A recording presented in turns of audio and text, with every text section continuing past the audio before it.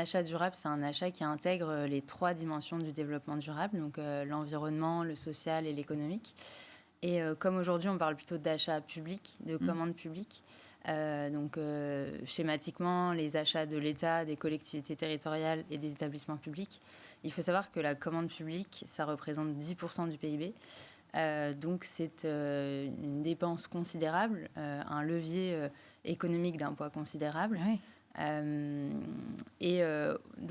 On pense que c'est une dépense qui est publique, nécessaire, qui est induite chaque année. Donc autant orienter cette dépense vers des produits plus durables, c'est-à-dire plus robustes, plus réparables, avec des matériaux moins nocifs pour l'environnement, qui respectent les droits humains, qui intègrent des matières recyclées. Il y a beaucoup de notions.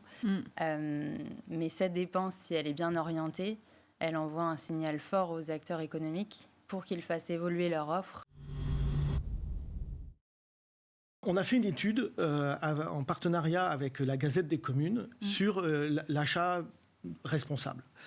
Et en fait, dans cette étude-là, ressort un chiffre qui est 2/3 choisissent encore comme premier critère le choix qualité-prix. D'accord.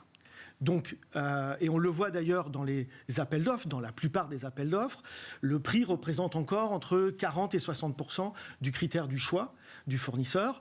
Et les aspects plutôt RSE, social, environnemental, environnementaux, etc., c'est plutôt entre 10 et 20%. Nous, quand on a commencé à intégrer des critères environnementaux ou des écolabels, effectivement, les premiers produits qu'on a eus, notamment sur le mobilier, sur les produits d'entretien, effectivement, les prix étaient un peu plus élevés. On demandait des écolabels, NF Environnement, etc., respectueux de l'environnement.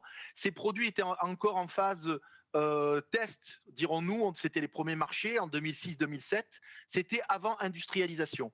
Mais une fois, en fait, que le marché s'est emparé de ces produits, à développer des produits écolabellisés, l'industrialisation fait que les coûts, en fait, baissent mécaniquement.